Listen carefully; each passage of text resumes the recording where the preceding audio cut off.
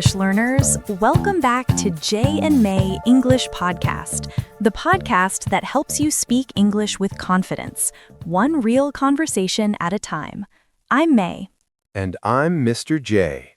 Whether you're listening on your morning commute, at the gym, or just relaxing at home, we are so happy you're here with us today.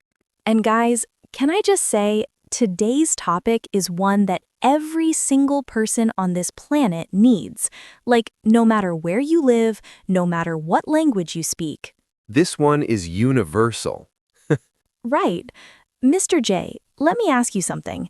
If you met someone new at a party tonight, what's the very first question they would ask you? Oh, that's easy. So, what do you do? Yes, every single time. And honestly, that question used to make me nervous. Like, I knew the answer in my head, but in English, I just froze. And that freeze, that moment of panic, that's exactly what we're fixing today. Today, we are talking about how to talk about your job in English. Natural, confident, and in a way that actually starts a real conversation. And here's why this really matters. Talking about your job is not just small talk. It's one of the most common real-life situations you will face. Job interviews, business meetings, networking events, or even just meeting new friends.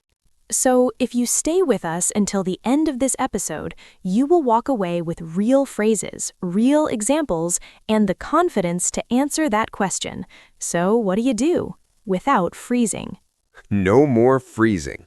And hey, if you want to improve your English step by step every single day, make sure you hit that subscribe button right now. We drop a new episode every day, so you never have to stop learning. All right, let's dive in. May, let's start simple. Imagine you meet someone new. They smile and say, "So, what do you do?" What's the very basic way to answer? Okay, so I think most people say, I am a teacher, or I am a doctor, right? Like just the job title. Yes, and that is a perfectly fine answer. But here's the interesting part. That answer alone is a conversation stopper. Wait, a conversation stopper? You mean it ends the conversation? Exactly. Think of it like a door. If you just say, "I'm a teacher," you open the door just a tiny crack. But if you add a little more, you open it wide and invite the other person to walk in. Oh, I love that. So how do we open the door wider? Simple. You add what you do and who you help. So instead of saying, "I'm a teacher," you say, "I'm a teacher. I help young kids learn how to read and write." Oh, that's so much better. It's like now I actually know something real about you. Right, and the other person immediately has something to respond to. They might say, "Oh, wow, that must be so rewarding." And now you have a real conversation. Okay, so the formula is job title plus what you do plus who you help? You got it. And you don't need fancy words. Keep it simple. Keep it human. Mr. J, what about people who have a job that's hard to explain? Like, I have a friend, she works in IT, and every time she tries to explain her job, people just nod and smile, but they have no idea what she's saying. Oh, yes, the nod and smile. I know that look. So here's what I tell people with complex jobs. Use an analogy. Compare your job to something everyone understands. You mean like make it simple on purpose? Exactly. So your friend in IT, instead of saying, "I manage network infrastructure and cybersecurity protocols," she could say, "I'm like a security guard, but for computers. I make sure nobody breaks in and steals important information."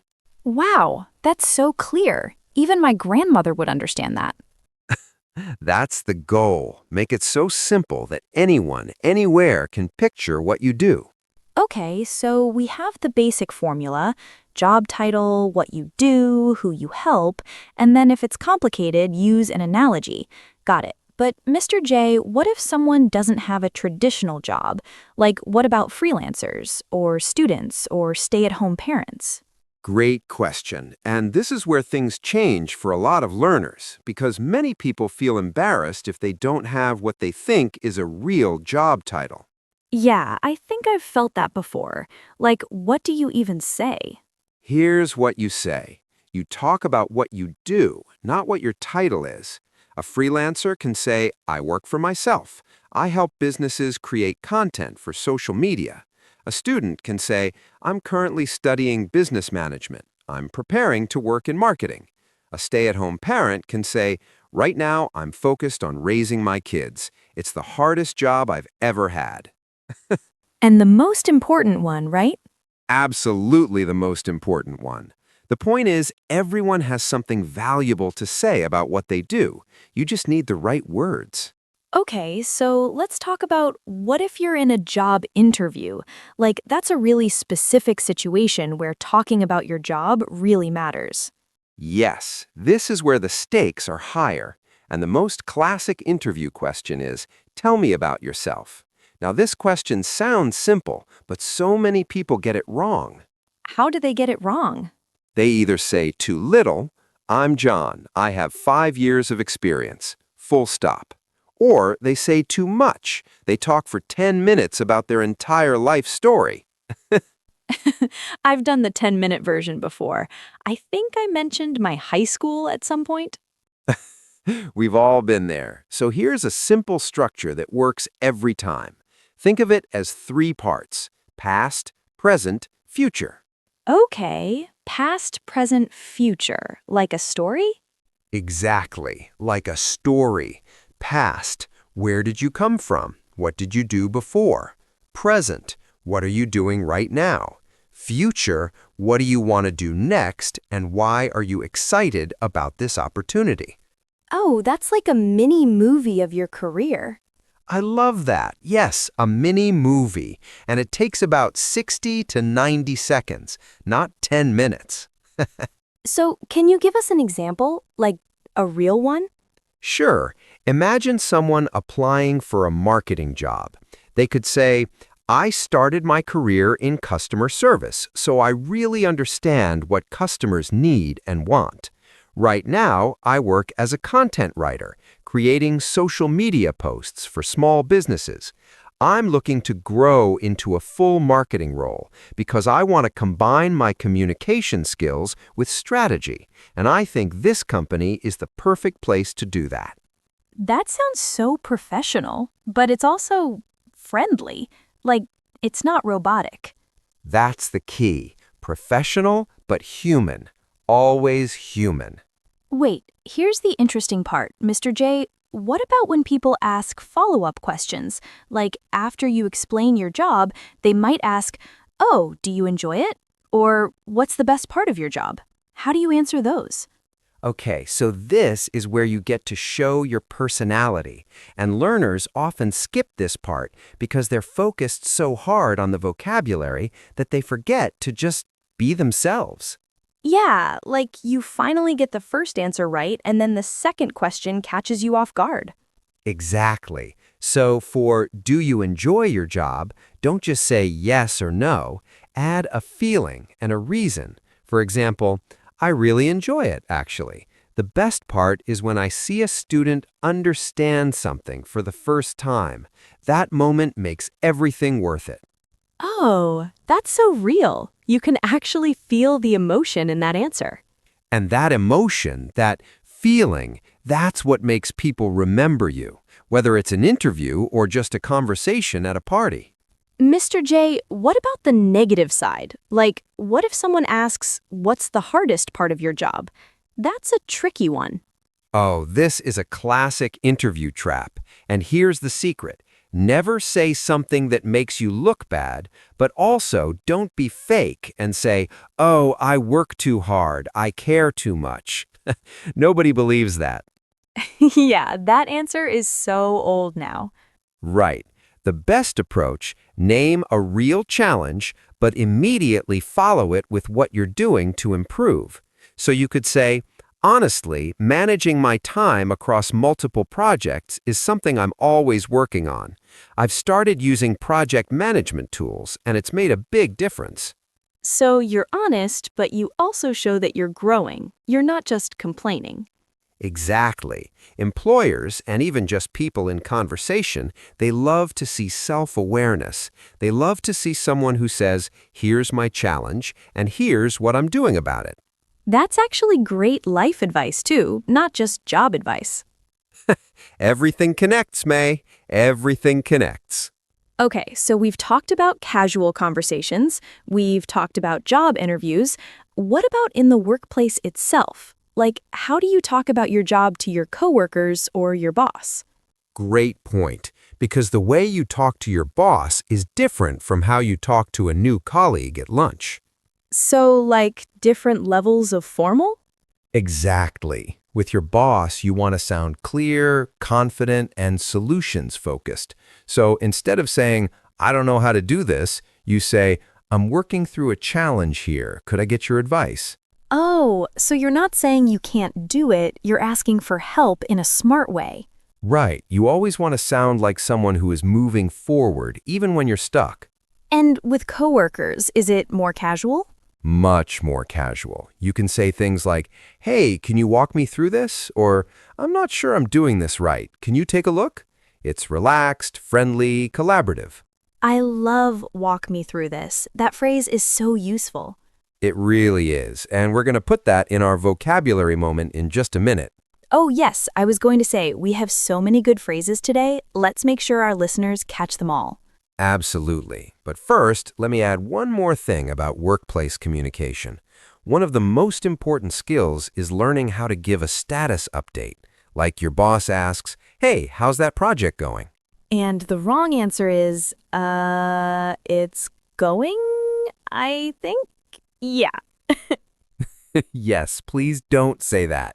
A good status update has three things: what you've done, where you are right now, and what the next step is. So you could say, I've finished the research phase. Right now, I'm putting together the report. I should have it ready by Thursday. That's so clean, and it makes you sound super organized, even if you're a little bit stressed inside.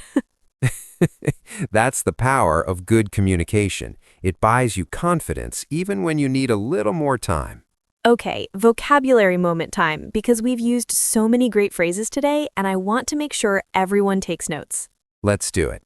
Okay, first one. What do you do? This is the most common way to ask about someone's job in English. It's more natural than what is your job or what is your profession. Just what do you do?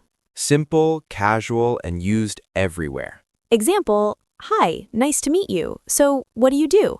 Perfect for parties, networking events, anywhere. Second phrase, I work in. This is great when you want to mention your industry or field. I work in education. I work in finance. I work in healthcare. You don't need to give your full title every time.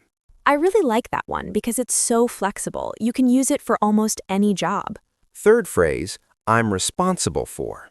This is a slightly more formal phrase, great for interviews or professional settings.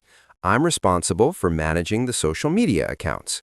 I'm responsible for training new employees. You mean like it shows exactly what your job is, but in a really clear, professional way? Exactly. It tells people your role without making it sound complicated.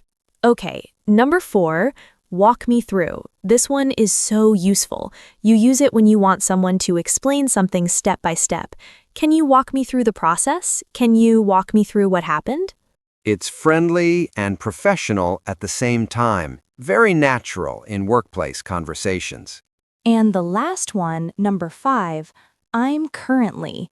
This phrase is gold for talking about what you're doing right now. I'm currently studying for my exams. I'm currently working on a new project. I'm currently looking for new opportunities. It sounds active. It sounds like you're moving forward. And that moving forward energy, that's exactly the impression you want to give, whether you're in an interview or just chatting with someone new. Love it. Okay, recap time. I'll summarize what we learned today, and Mr. J, please jump in if I miss anything. Deal? Deal. Go for it, May. All right, so today we learned that when someone asks, what do you do, the best answer is not just your job title. You add what you do and who you help. That opens up a real conversation. Exactly. The door analogy. Open it wide. Right. And if your job is complicated, use a simple analogy so anyone can understand it, even if they're not in your industry. Good point. And if you don't have a traditional job title, freelancer, student, parent, you just describe what you do, because what you do is always valuable. Always. For job interviews, we used the past, present, future structure for tell me about yourself. It's clean, it's confident, and it takes about 60 to 90 seconds. Mini movie. Mini movie, yes. And when you talk about challenges in your job, you're honest, but you also show that you're working to improve. No fake answers, no complaints. Right. Self-awareness is a superpower. And in the workplace, with your boss, you sound solutions-focused. With your coworkers, you're relaxed and collaborative. And when giving a status update, done, doing, next step. That one is so practical. Use it every week. And our 5 key phrases, what do you do, I work in, I'm responsible for, walk me through, and I'm currently. Beautiful recap, May. And my final tip for everyone, practice these phrases out loud, not just in your head. Say them in the mirror, say them to a friend, record yourself. Because the more you hear your own voice saying these words, the more natural they become. Yes, you have to hear yourself saying it to really own it. And remember, you don't need to be perfect. You just need to be understood. And with the phrases we shared today, you will absolutely be understood. Okay, before we go, we have a question for you, our amazing listeners. Think about your own job or your daily life right now. How would you describe what you do in 2 or 3 sentences using today's phrases? Write it in the comments. We genuinely love reading your answers, and we respond to as many as we can. We really do. Your comments make this community feel like home. So don't be shy. Drop your answer below. We're rooting for you. And if this episode helped you even a little bit, share it with one friend who's learning English, because the best way to grow is to grow together. Thank you so much for spending this time with us today. We know you have a busy life, and the fact that you chose to spend part of your day here with us means everything. We'll be back tomorrow with another fresh episode. Until then, keep practicing, keep showing up, and keep believing that your English is getting better every single day, because it is. Take care, English learners. We'll see you tomorrow. Bye for now.